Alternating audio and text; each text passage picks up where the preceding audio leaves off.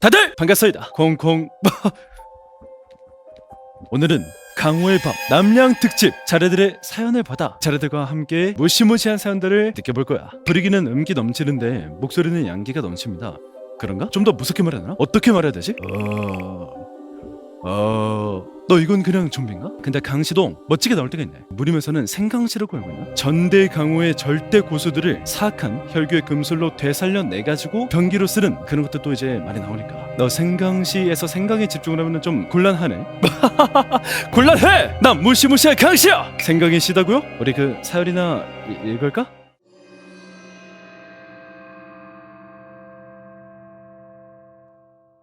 빛을 따라가. 여러분 밤낚시를 가본 적이 있나요? 밤바다는 멀리서 보면 운치 있고 낭만적이지만 아주 가까이에서 보면 사방이 깜깜하고 소름이 돋는답니다. 10년도 더 전의 그날은 특별히 가모님과 저, 제 친구까지 4명이 함께 밤바다에 갔어요. 자정에 출발해서 새벽 1시 바다에 도착했습니다. 썰물 때문에 물이 거의 다 빠져서 갯벌이 드러났습니다. 그리고 밤이라고 하지만 풍차와 등대빛이 있어서 제법 밝았습니다. 저희 일행과 가족님, 친구들 및 가족으로 이루어진 몇 팀이 모두 갯벌에 들어갔습니다. 당연하지만 밤에 갯벌에 들어가시면 안 됩니다. 낮에 캐는 것과 비교할 수 없이 커다란 조개들이 바구니에 차올랐습니다. 시간 가는 줄 모르고 재미있게 조개를 캤습니다. 매일물이 올 때까지 말이죠. 멀리서 가모님의 목소리가 들렸습니다. 매일물이 온다. 슬슬 돌아가자. 저와 친구는 묵직한 바구니를 챙겨들고 고개를 들었습니다. 그런데 처음과 사뭇 다른 풍경이었습니다. 저희는 이마에 전등을 하나씩 걸고 있었는데 그 빛에 의존해 보이는 건 겨우 3m에서 4m 정도의 앞 정도였습니다. 밤안개가 그렇게 무서운 건지 몰랐습니다. 사방이 어두워서 앞뒤는 물론이고 위아래도 구분이 가지 않았습니다. 안개 너머로 흐릿하게 불빛이 보이기는 하는데 어떤 게 육지의 빛인지 등대의 빛인지 혹은 풍차의 빛인지 구분할 수가 없었습니다. 방향 감각을 완전히 상실한 지 오래였습니다. 일단은 가모님의 목소리 쪽을 향해 걷기로 했습니다. 발을 재촉해 전진하는데 밀물은 생각보다 빨랐습니다. 발은 푹푹 들어가고 허둥대다가 넘어지고 안개 때문에 조금만 멀어져도 친구가 보이지 않았습니다. 당시는 투지폰 시절입니다. 연락도 통하지가 않았습니다. 그저 제발 이 방향이 맞기만을 바라며 걸었습니다. 그러다 저희는 다른 팀 어른들을 만났습니다. 맞은편에서 오시는 분들을요. 그분들이 깜짝 놀라며 지금 밀물이 오는데 어딜 가냐고 다그치셨습니다. 그리고 반대편의 빛을 가리키셨어요. 저희는 깜짝 놀라며 즉시 방향을 바꾸어 어른들의 뒤를 따라 걷게 되었습니다. 왔던 길을 다시 돌아가는 게 얼마나 힘들었는지 모릅니다. 물은 점점 차올라서 무릎까지 차올랐습니다. 배터리가 다 됐는지 전등 하나가 꺼졌습니다. 저희는 손을 꼭 잡고 불빛 하나에 의지했습니다. 어른의 걸음은 너무 빨라서 따라가기 벅찼어요. 그런 와중에 친구가 한쪽 신발을 잃어버렸다는 겁니다. 장옷 없이 운동화를 신고 왔는데 신발을 잃어버리면 부모님께 크게 혼이 날 거예요. 저희는 잠시 돌아가기로 했습니다. 아저씨! 얘가 신발을 잃어버렸대요. 그것만 찾아올게요. 그런데 어른들이 멈춰 세우시는 거예요. 위험하니까 신발은 포기하라고. 지금 당장 나가야만 한다고요. 크게 화를 내며 팔과 손목을 잡아 끌고 재촉하셨습니다. 신발만 가지고 오겠다. 정말 잠깐만 기다려달라. 어른들을 설득했습니다. 그렇게 되돌아가며 물 아래를 손으로 뒤졌고 신발을 어떻게든 되찾았습니다. 하지만 찾는 동안 수위가 높아져 이젠 허벅지까지 차올랐습니다. 다시 신발을 신고 우리는 앞을 보았습니다. 그런데 치사한 어른들이 저희를 기다리지 않고 그냥 가버리는 겁니다. 열심히 걷고 걸어도 앞서 걷던 어른들은 점점 멀어지더니 어느샌가 안개에 가려져 보이지 않게 되었습니다. 저희는 겁에 질려서 열심히 뒤쫓아갔습니다. 방향만 확실하면 된다고 되뇌며 오직 빛을 바라보고 걸었습니다. 걷고 또 걷고 그러다가 다시 어른들과 마주쳤습니다. 맞은편에서 오는 어른들을요. 저희는 그 순간 굳어버리고 말았습니다. 어른들은 밀물이 오는데 어디 가냐고 그런 저희를 다그치셨습니다. 더 깊이 들어가면 못 나온다. 위험하니까 빨리 나가야 한다고요. 그러면서 이 저희가 지금까지 걷던 곳과 반대 방향을 가리키셨습니다. 손짓을 따라 뒤를 돌아보았습니다. 육지인지 등대인지 모를 빛이 보입니다. 앞과 비슷한 그러나 반대의 상황에 저희는 망설였습니다. 정말 혼란스러웠습니다. 방향을 잘못되면 그대로 죽을지도 모른다는 생각이 들었습니다. 그래도 어른들과 같이 있는 게 맞겠지 하고 저희는 머뭇거리다가 다시 방향을 틀었습니다. 왔던 길을 되돌아가며 여쭤봤습니다. 다른 어른들을 보지 못하셨냐고요. 그랬더니 못 보셨다고 하더라고요. 어른들이 다들 자기 알아서들 나올 테니 너희는 신경 쓰지 말고 어서 나가자고 말하며 어리둥절한 마음으로 따라 나섰습니다. 멀리만 보이던 빛이 금세 가까워졌고 마침내 저희는 아스팔트 위에 올랐습니다. 그때서야 아까 만나던 어른들의 이상한 점이 떠오르는 겁니다. 가모님의 목소리와 반대 방향을 가리키던 것, 아무리 걸어도 그들이 가리키는 빛이 가까워지지 않았던 것. 풍차 안에는 모두가 이미 모여 있었습니다. 바로 주차장으로 향했습니다. 떠드는 가주님 친구분들 중에 그때 봤던 이상한 어른들의 얼굴은 아무리 찾아봐도 없었어요. 그리고 위치를 가늠해보니 저희가 목표로 삼은 빛은 한참 멀리 등대의 빛이었습니다. 그때 그분들은 과연 등대에 도착했을까요? 자, 어땠나? 이제 우리가 아주 자주 접할 수 있는 물귀신에 관련된 무시무시한 이야기였구만. 무당의 경고. 어머니께서 들려주신 저의 이야기입니다. 제가 태어나고 100일을 기념하여 시골에 내려갔습니다. 고모들, 큰 어머니들께서 어릴 적 언니들이 입었던 옷들을 저에게 많이 물려주었습니다. 밤이 더 늦기 전에 집으로 돌아가려는 찰나 제 몸에서 뜨거운 열기를 느끼신 어머니가 뭔가 잘못됐다는 걸 직감하셨는지 바로 저를 눕히고 체온을 쟀습니다. 38도를 넘긴 열, 숨 쉬는 것도 힘겨운 상태로 일어나지 못한 채 누워 있었습니다. 당장 병원을 찾아가야 되는 그런 상황이었지만 하필 그날은 일요일 밤이라 여름 병원이 없었습니다. 게다가 가까운 큰 병원까지 가려면 다른 지역으로 나가야 할 정도로 외진 곳이었습니다. 시간이 지나도 상황은 나아지지 않자 할머니께서 이건 무당을 불러야 한다며 후다닥 뛰어나갔습니다. 한참 뒤에 무당 선생님이 오시고 집 입구에서부터 천천히 발을 들이며 집 전경을 살펴보았습니다. 애기 옷을 전부 꺼내서 불태우게 할머니께서 제일 먼저 움직여 옷에 쌌던 보따리를 찾기 시작했습니다. 그 모습을 본 남자 어른분들은 속이 빈 드럼통을 찾아 마당에 설치하며 불을 붙이기 위해 움직였습니다. 고모들과 큰 어머니들도 옷 보따리를 찾아 하나하나 꺼내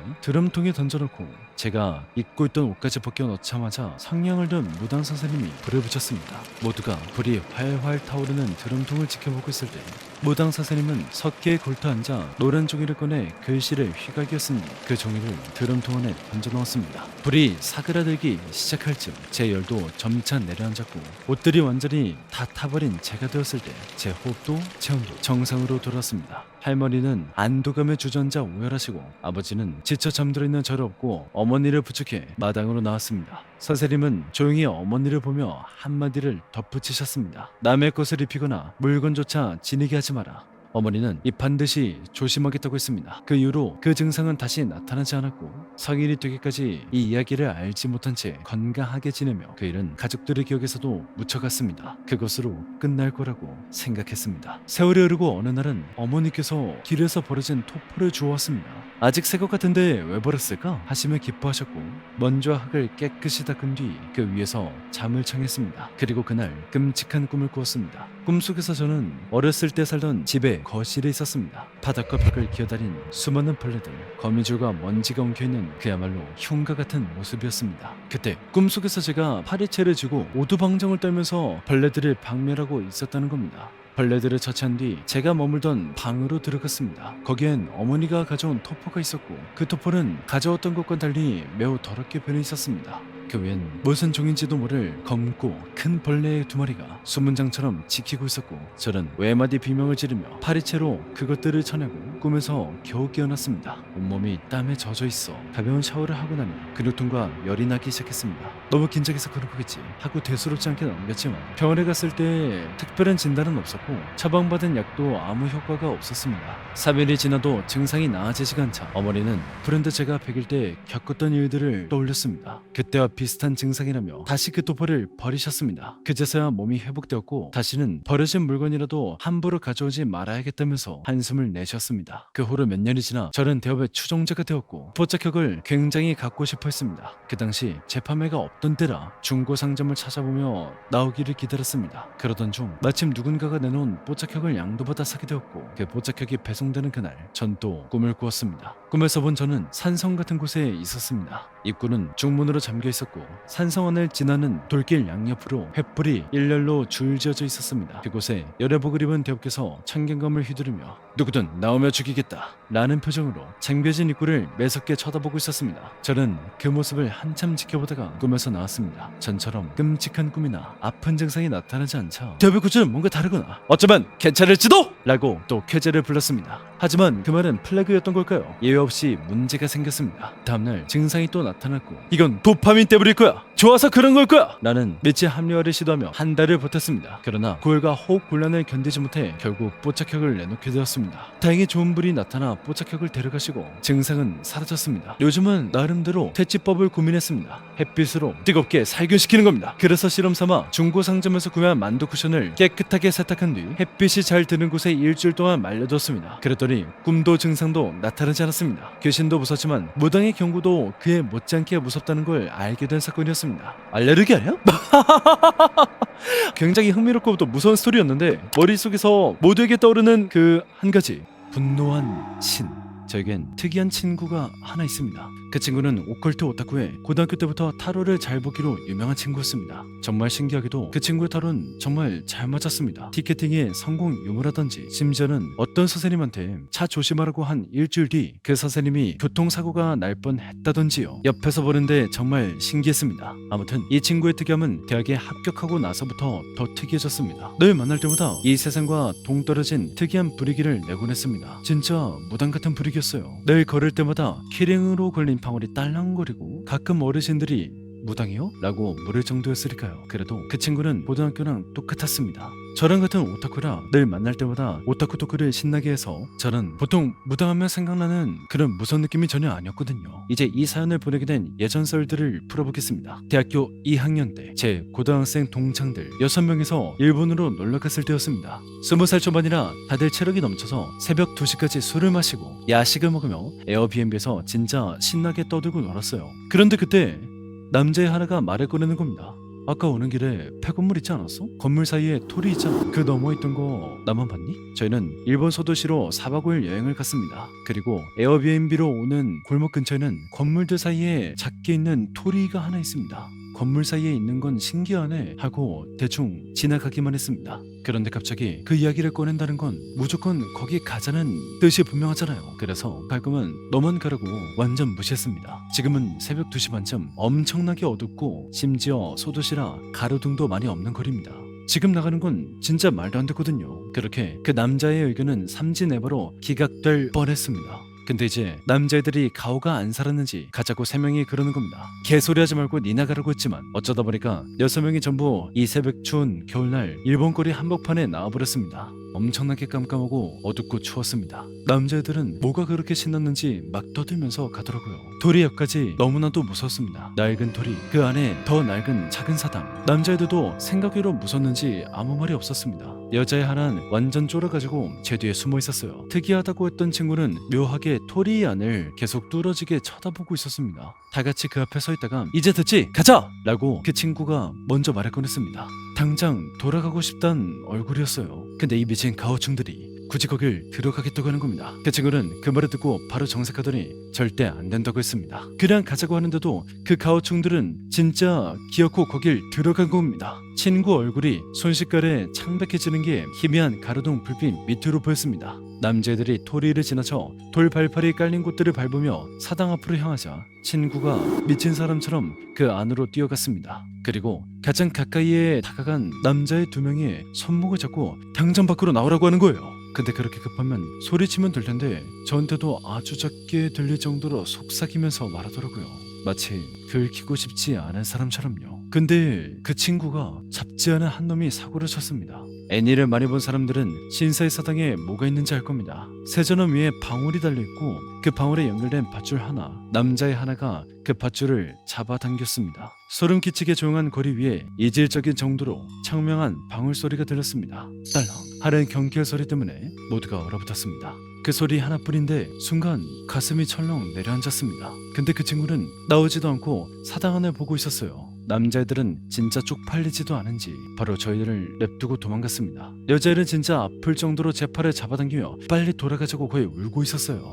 저는 제 친구한테 야! 왜 안 나와? 하면서 불렀는데 제 말을 듣지도 않더라고요. 근데 전 너무 무서워서 그 안으로 들어갈 수가 없었어요. 한참 토리 밖에서 발을 구르면서 제발 좀 나오라고 몇 번을 넘게 말했습니다. 한 5분 뒤에 그 친구가 토리 밖으로 나왔어요. 근데 얼굴이 진짜 사색이 된 거예요. 진짜 무서웠어요. 그러더니 친구가 너 동전 있어? 동전 아무거나 빨리 줘봐. 있는 대로 다 줘. 저는 주머니를 뒤져 겨우 100엔짜리 동전 1개를 찾았습니다. 친구는 다시 토리 안으로 들어가 세전함 안에 섰습니다. 그러고는 세전함 안에 동전을 조심히 넣고 박수로도 짝짝 쳤어요. 꾸벅 인사를 한 뒤 다시 걸어 나와서는 이제 그만 돌아가자고 말하더라고요. 저희는 그대로 에어비앤비로 돌아갔습니다. 돌아오는 길에 이상한 점이 하나 생각이 났습니다. 신사에서는 동전을 넣고 박수를 친 뒤에 밧줄을 당겨야 되잖아요.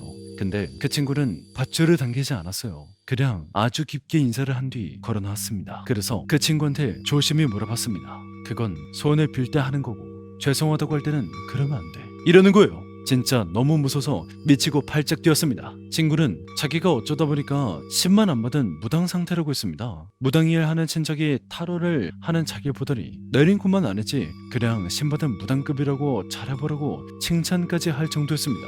그리고 아까 그 토리 안에 봤을 때 너무 쎄한 느낌을 받았다고 했습니다. 들어가기 싫고 들어가면 안 될 것 같고 암튼 이 꺼림직한 기분이 장난 아니었다고 합니다. 그래서 남자애들이 안 들어가게 하려고 했는데 저놈들이 멋대로 들어가서 당황했다고 합니다. 친구들이 들어간 순간 갑자기 공기가 변했다고 하더군요.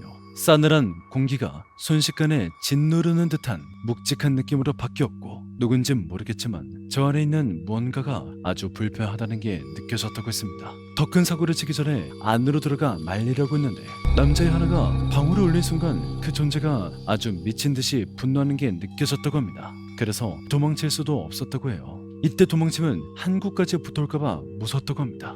그 친구는 속으로 몇 번을 죄송하다고 빌었다고 합니다. 제 친구들이 잘못했습니다. 정말 죄송합니다. 한 번만 봐주세요. 죄송합니다. 이런 식으로 계속 빌었더니 압박되던 분위기가 조금 누그러졌다고 하더군요. 그래서 저한테 동전을 받아가 세전하면 어떠고 합니다. 손뼉을 치면서 다신 안 그러도록 하겠습니다. 인사를 꾸벅하니까 분위기가 완전히 풀렸다고 합니다. 그때 친구는 뭔지 몰라도 이 신당의 신 같은 존재를 건드렸구나. 우리 진짜 큰일 날 뻔했다. 이렇게 생각했다고 해요.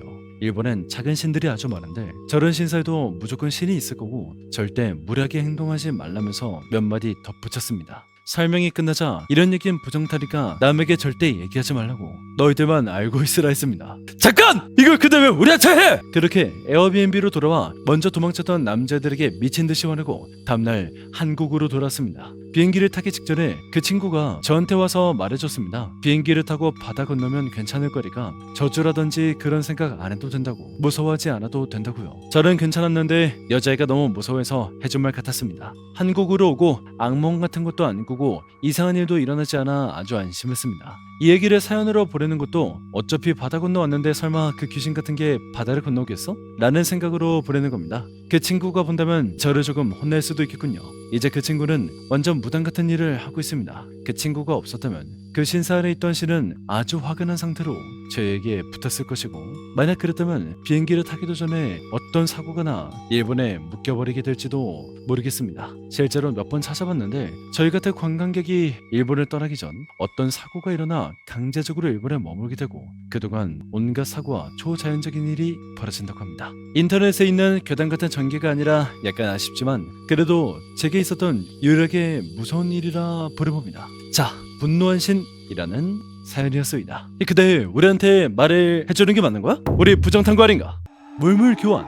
이번에 제가 들려드릴 이야기는 반복되는 꿈을 통해 겪은 기묘한 경험입니다. 제가 처음 이 꿈을 꾼 나이는 8살이었습니다. 버스를 타고 어딘가로 가니 엄청 재미있어 보이는 대형 놀이터가 있어서 보자마자 저랑 친구들은 곧장 뛰어가 신나게 놀았습니다. 정신없이 놀다가 해가 뉘엿뉘엿 저무자 처음 보는 또래 아이가 갑자기 손을 내밀며 나 그거 줘 라고 하는 겁니다. 밤이라 그런 건지 그 아이는 이상할 정도로 온몸이 새까매서 형체를 알아보기 힘들었습니다. 제가 반응을 하지 않자 그 아이는 정색을 하며 다시 한번 나 그거 줘 라고 말하며 제 손을 가리켰습니다. 손을 바라보자 방금까지 아무것도 없었던 제 손에 그 당시 8살이던 제가 가장 아끼던 애착 인형이 쥐어져 있었습니다. 애착 인형을 왜 줘야 하지? 싫어! 절대 안 주겠다고 마음먹으니까 아이가 활짝 웃으면서 그럼 이거랑 교환하자 라고 말하면서 평범한 지우개를 보여주었습니다. 지우개를 보자마자 너무나도 예뻐 보여서 당장 저걸 가져야겠다는 생각이 들어 애착 인형을 줬더니 아이의 입이 쭉 찢어지며 씩 웃었습니다.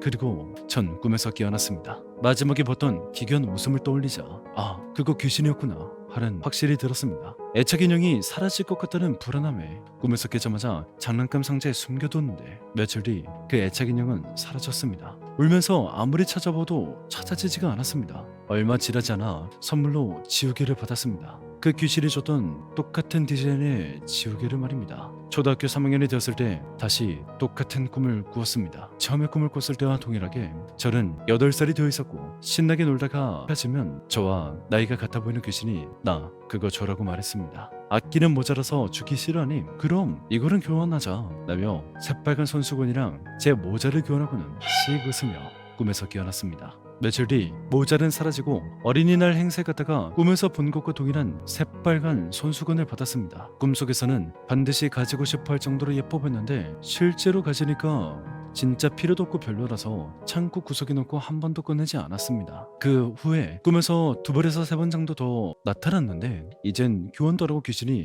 나 그거 줘라고 하면 제가 멍한 상태로 아끼던 물건을 주었습니다. 그렇게 귀신이 가져간 물건은 반드시 사라졌어요. 더 이상은 못 참겠다. 다음에는 절대로 안 줘야지 하고 마음먹은 날에 또 그 꿈을 꿨습니다. 그런데 이번엔 꿈이 조금 달랐습니다. 해가 저물지 않았는데 귀신이 나타나 나 그거 줘 이번이 마지막이야 라고 활짝 웃는 겁니다. 해가 떠 있으니까 모습이 잘 보였는데 7살에서 6살쯤 돼 보이고 새하얀 원피스를 입은 어린아이의 모습이 보였습니다. 마지막이라면서 활짝 웃는 모습이 너무 예쁘고 행복해 보여서 뭐라 말도 못하고 바보같이 멍하게 쳐다보며 제 물건을 주었습니다. 물건을 받는 아이가 그 나이대의 어린아이처럼 밝게 웃으며 제게 고마워! 라고 인사하는 걸 듣고 꿈에서 깼습니다. 진짜로 마지막이었는지 그 꿈을 그 뒤부터 꾸지 않게 되었습니다. 여기까지가 제가 초등학교 시절에 겪었던 꿈속에서 가져간 물건이 현실에서 실제로 사라졌던 기묘한 이야기였습니다. 어디에 쓰려고 했던 걸까? 그냥 물건 갖는 게 한풀이었나 보다. 뭔가 가지고 싶었는데 그러지 못했던 거야.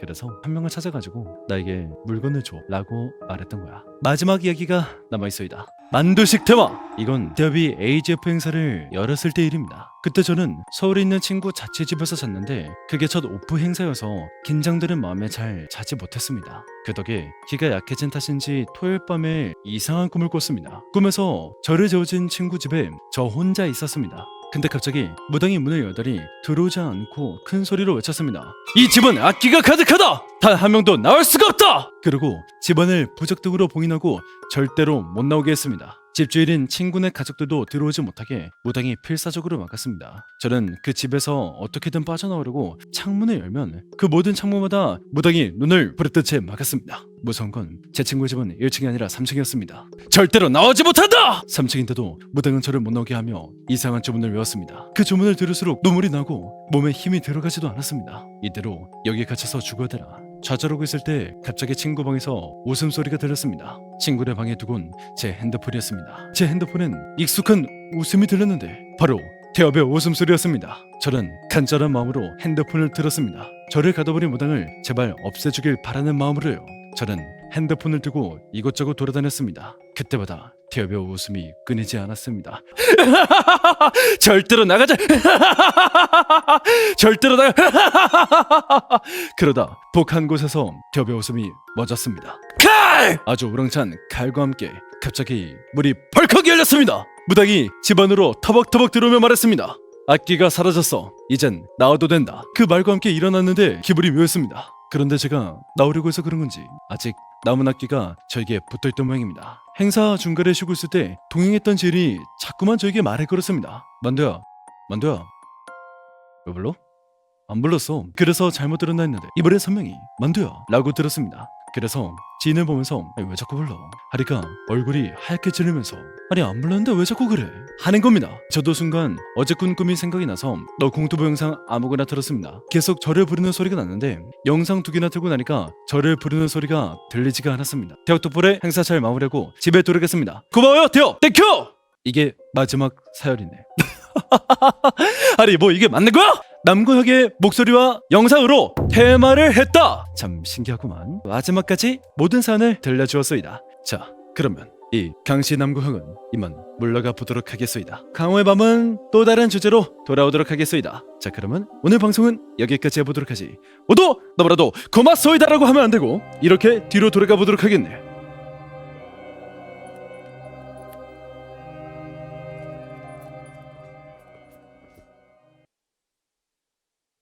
다른 영상도 보겠나? 자!